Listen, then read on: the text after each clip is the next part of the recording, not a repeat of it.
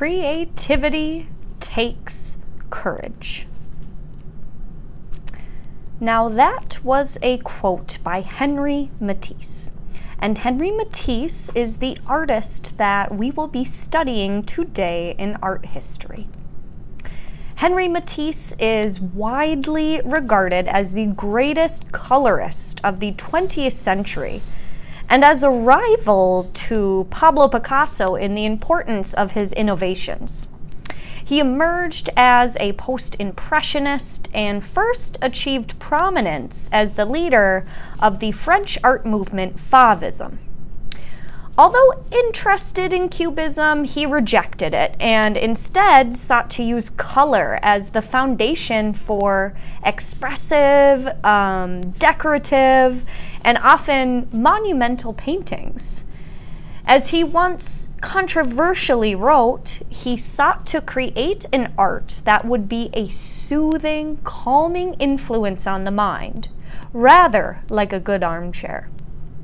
Still life and nudes remain favorite subjects throughout his career. North Africa was also an important inspiration, and towards the end of his life, he made an important contribution to collage, with a series of works using cutout shapes of color. He is also a highly regarded sculptor. So yes, Henri Matisse is a man of all art realms, right? He's a painter, a sculptor, a collager, and his collage is kind of what we're going to pay attention to today, because I'm joining you in the month of May, and May is collage month. That's kind of why I chose him today.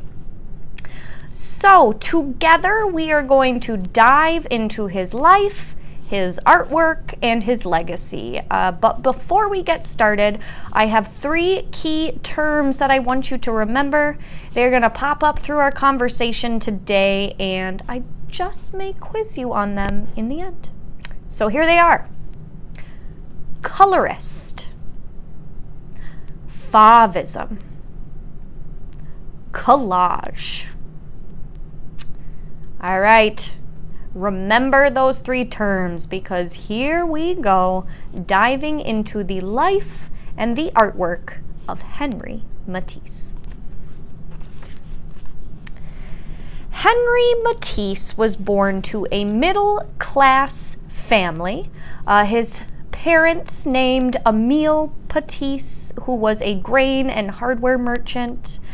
His mother was Anna Gerald. He grew up in Bohan and Vermandois and went to school at the Collège de Saint-Quentin before moving to Paris to study law. In 1889, he returned to Saint-Quentin as a law clerk, though he found the job tedious and complained of anxiety. Later that year, he contracted appendicitis and spent several months at home recovering. During that time, at the age of 20, he discovered the welcome isolation and the freedom that painting brought him. So while sick, he spent his time painting, and this is where he really discovered his true love for paint. Struck by his new passion, Matisse left for Paris again in 1891, this time to study art. He failed the entrance exams for the École des Beaux-Arts, but unofficially joined the studio of French symbolist painter Gustave Moreau in 1892. Moreau told his students, "Colors must be thought, dreamed, imagined." This symbolist attitude, which is using color to represent something, represent emotion or things, the symbolist attitude towards painting contributed to Matisse's expressive use of color. In 1894, Matisse unexpectedly had a daughter, Margarita, with his lover, Caroline Joblade. After finally being accepted to the École des Beaux-Arts in 1895, he continued to study with Moreau until 1898. Many styles influenced Matisse during these years. From the academic style lifes of Jean-Baptiste Simon Chardin to the loose brushworks of the Impressionists, he's kind of exploring, like most artists do in their early days of their art. Now, in 1898, having ended his relationship with Caroline, Matisse married Amélie Paris. Moreau, his teacher, died while the couple was abroad for their honeymoon, and Matisse really struggled to find another teacher. He was also faced with the challenge of raising 3 children. Now, he and his wife had 2 sons, Jean in 1899 and Pierre in 1900. Despite their financial struggles, Matisse began his lifelong collection of avant-garde art. He purchased 3 Bathers by Paul Cézanne from the gallery of Ambroise Vollard. Now, Matisse was really influenced by the post-impressionist use of color, and he was also influenced by the writing of the art critic Paul Signac. So Matisse started to kind of move on past his impressionist explorations, taking some more inspiration from the post-impressionist, such as, pointillism, some of the stuff we looked at last week in our art history discussion. So Matisse spent the summer in 1905 in Collier, working with André Derain to create a new style of pure colors and bright light. Now, the new style became known as Fauvism. After critic Louis Vassels described the arrangement of works at the Salon des Automnes in 1905, an important showcase for the new movement, as Donatello among the wild beasts, the Fauves. So Matisse was soon known as the Fauvist leader in the press, called Chief Fauve by Louis Vassels and other critics. Now, the Fauvist movement, though short-lived, forged one of the modern art's 2 directions. Now, Fauvism is a style of painting that flourished in France, with Matisse as the leader, as I said. Now, Fauve artists used pure, brilliant color aggressively applied straight from paint tubes to the canvas to create a sense of an explosion on the canvas. So they didn't use brushes, they put paint right on the canvas. They used bold, really textured work to get you feeling like you were there, part of the image. Now, in 1905, Matisse met Pablo Picasso at the studio of Gertrude Stein. The 2 artists began a lifelong friendship and rivalry, each artist representing a possible direction that modern art could take after the death of Paul Cézanne. Now, while Picasso was deconstructing objects into cubist planes, Matisse sought to construct an object's form through color. So Picasso, he was looking at shapes. Matisse, he was looking at color. By 1907, the painters were no longer working in the Fauve style, not even Matisse. He moved on to create simplified forms against flat planes of color. His interest in sculpture intensified as well, especially North Africa work, probably due to his experiences on a 1906 trip to Algeria. He used sculpture to resolve pictorial problems, especially those relating to figure. Now, although Matisse is known above all as a painter, sculpture was also very important to him, and he was particularly inspired by Auguste Rodin, who he had visited the studio of in 1900. Now, this sculpture here is titled The Back, and it is the first of a series of 4 large relief sculptures that Matisse worked on between 1909 and 1931, all of which are significantly innovative. Conventionally, the background of a relief sculpture is regarded as a virtual plane, a kind of imagery space that the viewer fills in with his own notions. But in the back series, Matisse suggested that the backdrop was fashioned from the same heavy metal as the figure itself. Throughout the series, the figure is progressively simplified and further identified with the background. Now, the motif was possibly first inspired by a figure in a painting by Cezanne that Matisse owned. That painting that I talked about earlier that he purchased. So he was always being inspired by other artists. Now, he also acquired the support to open an art school in 1908, teaching approximately 80 students over 3 years. And he gained patronage from collectors of avant-garde art, including the Russian collector Sergei Ivanovich Schwanchin. I don't know if I said that one right. Who eventually owned dozens of his paintings. So he's starting to get a name for himself, starting to make some money from his artwork. From 1911 to 1916, Matisse focused on depicting the human figure in interior spaces decorated with Eastern rugs and souvenirs. Now, Matisse planned this picture, this is titled The Moroccans, as early as 1913, and it recalls visits made to Morocco around this time. Now, a figure sits on the right with its back to us, fruit lies in the left foreground, and a mosque rises in the background beyond a terrace. Matisse said that he occasionally used black in his pictures in order to simplify the composition, though here it undoubtedly also recalls the stark shadows produced by the strong sunshine in the region. The Moroccan was significantly influenced by Picasso's Cubism, and some have even compared it to some of Picasso's famous paintings, like Three Musicians. Although it employs the same brilliant color as much of Matisse's work, its use of abstract motifs and rigid, diagrammatic composition is kind of unusual. It has attracted considered speculation. He doesn't really use, you know, those really bright colors. It's a little plain for him.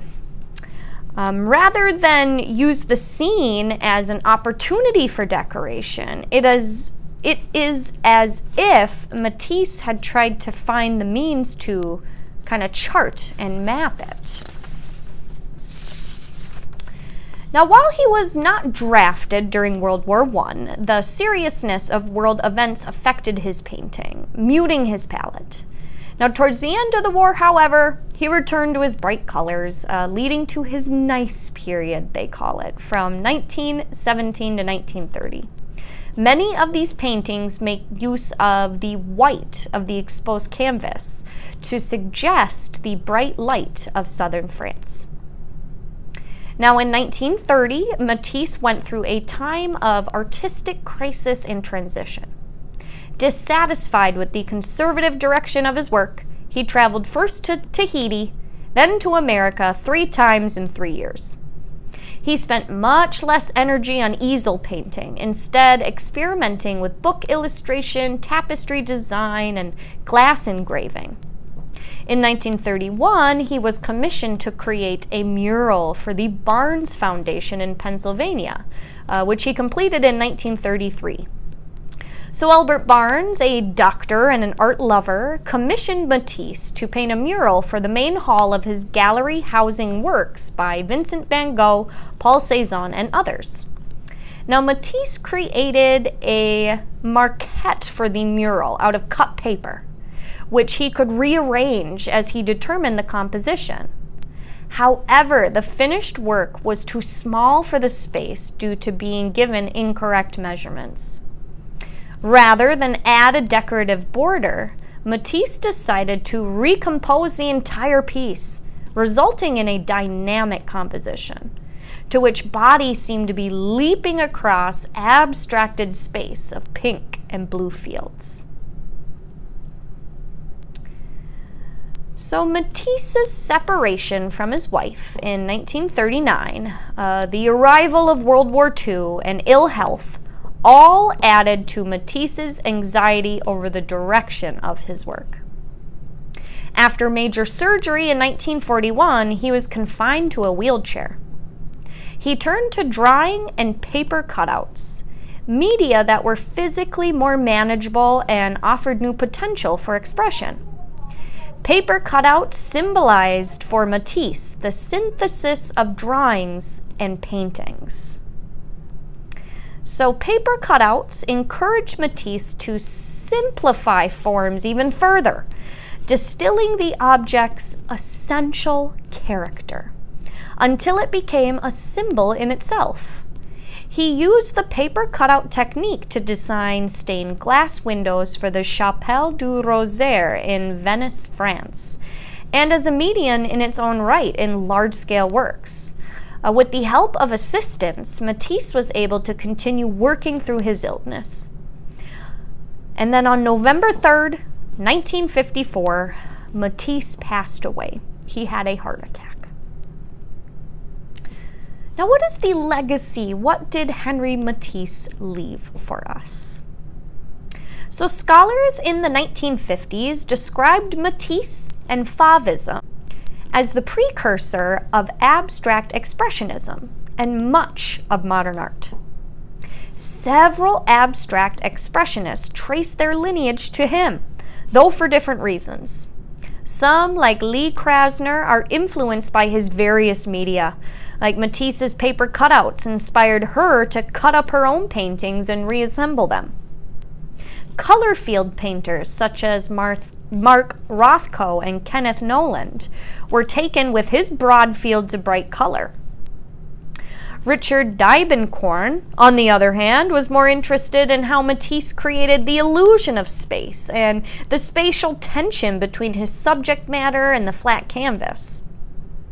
Others, like Robert Motherwell, did not show Matisse's influence directly in their artwork, but were influenced by his view of painting color and form. So Matisse's art continues to influence not only artists, but collectors who have bought his paintings for as much as $17 million. Yeah, it's a whole lot of moolah. And as for several recent and upcoming blockbuster exhibitions suggest, he continues to be a favorite of the public worldwide. So you continue to find his artwork in museums. He continues to have exhibitions. We continue to explore his paintings and learn more, dissect them, and try to figure out what he meant. As we just went through his life, I mean, he did everything, didn't he? He cut up paper, he painted, he sculpted, he did glass engravings. He never stopped trying new things. He never stopped exploring. He was just a great guy, a great artist, and his legacy is his continued inspiration to other artists. So now that we have swum through the life of Henri Matisse, can you remember those three terms? I want you to think of them, because we're going to grab our sketchbooks or grab a blank piece of paper. I am going to flip my camera around here. We are going to write out those three terms, and then I have a short artistic prompt to get everything we just learned, pull in all that information, put it onto paper to help us better remember everything about Henri Matisse. So let me flip this around and we will get started. All right, everybody. I need you to open up to a blank page in your sketchbook or grab a scrap piece of paper. We are going to put what we learned onto paper, right? So who did we talk about today? We talked about Henri Matisse. That is Matisse. And what were those key terms? We had colorist. Now, colorist is a person who really focuses on the color in their artwork, using color to express their emotions, convey their feelings. We also had Fauvism. Now that was a art movement, a short art movement, kind of post-impressionism, where they focused on color and texture. They didn't use a paintbrush to put the paint on the canvas. They took the paint tube, put it right on the canvas, and kind of had this really deep textural painting that kind of exploded at you off of the canvas. And then collage. Now collage is a form of art where you take found materials and you put it onto a backing, whether that is cardboard, canvas, paper, etc. And collage is something Henri Matisse is very well known for. And he is kind of known for those funky, goofy shapes we were looking at, right? So if you have some scrap paper nearby, I will encourage you to get out a pair of scissors or tear it into funky shapes. I don't have that near me. I got a pencil and I got a piece of paper. So in honor of Henri Matisse, I'm going to take 2 minutes here. I'm going to turn on some music and I am going to copy those shapes that he cut out of paper. So here we go. Let's do some funky shapes in honor of Henri Matisse.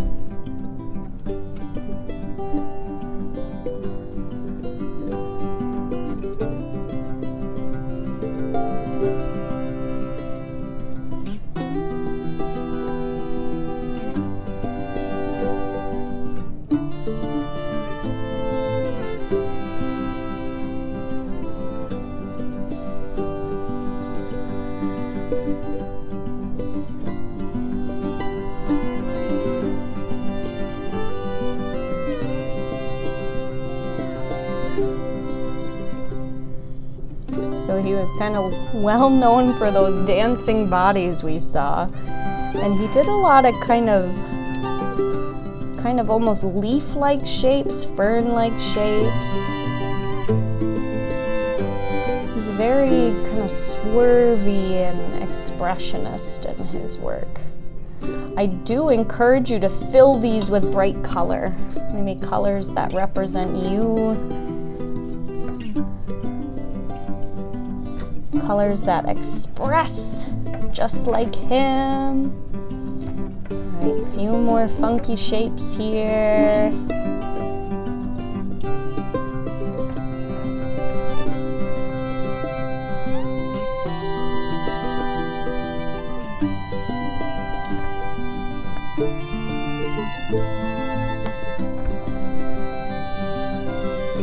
Of course, I gotta add some swirlies into mine. All right, there we have it. So Henri Matisse, as I said, he was known for his painting, his color, and his collage, his just funky, funky shapes. Well, I hope that you enjoyed our art history discussion today. I hope you learned something new, and I hope this art prompt got you outside your bubble, trying something different. These great artists we talk about every week, the reason they are great is because they kept trying new things and they studied the people before them. So each week when we come together, we learn about a new artist and we try their technique. It helps us with our own personal technique. So I hope you had fun, and I hope to see you again next time. Happy creating to you all. Bye, everyone.